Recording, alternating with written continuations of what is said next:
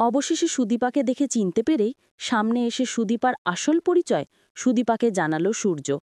অনুরাগের ছোঁয়া ধারাবাহিকে দেখা যায় ওই ধাবার সামনে দাঁড়িয়ে দাঁড়িয়ে সুদীপা আদিত্যর কথা ভাবতে থাকে যে মিস্টার চৌধুরী, আপনি একবারও আমাকে ফোন করলেন না?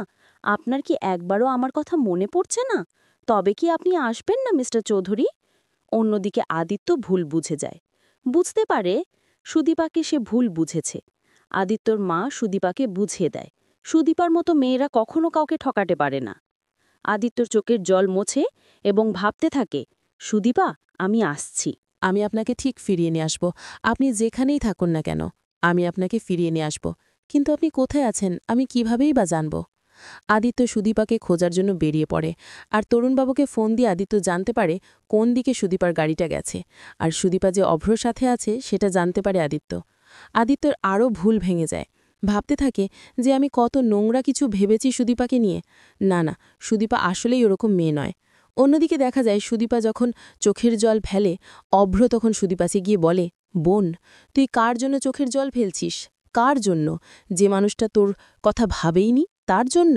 সুদীপা অভ্রকে বলে, না দাদা ভাই, আমার কেন জানি মনে হচ্ছে আমি আমি ভুল বুঝেছি মানুষটাকে। মিস্টার চৌধুরী এরকম মানুষ না।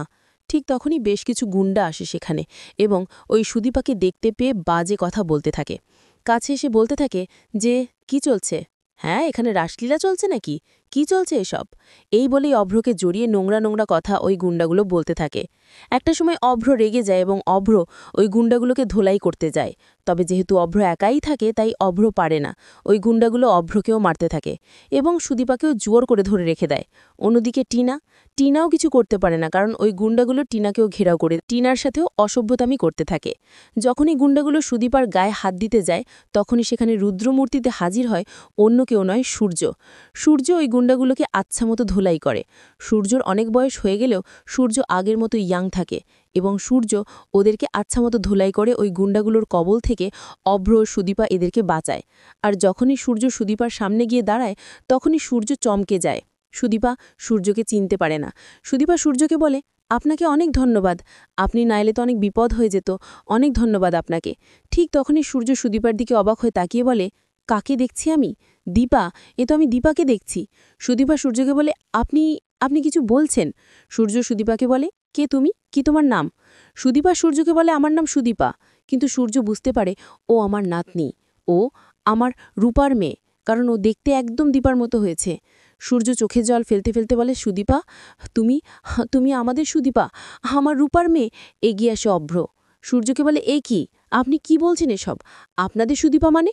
সুদীপা ভাবতে থাকে যে আমিও তো আমার জন্ম পরিচয় জানি না, আমার অতীত জানি না, তবে কি উনি আমার আপন কেউ? সুদীপা সূর্যকে বলে, আপনি এসব কি বলছেন বলুন তো? আমি আমি আপনাদের কেউ? আপনি আমাকে চেনেন?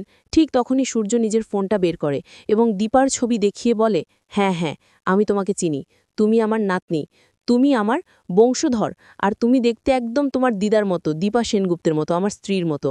তো বন্ধুরা, তোমরাই চাও তো এভাবেই যেন সূর্য শেষ মুহূর্তে হাজির হয় এবং সূর্য যেন দীপার ছবি দেখিয়ে ওই সুদীপার জন্ম পরিচয় সবার সামনে নিয়ে আসে? কমেন্ট করে জানাতে ভুলো না।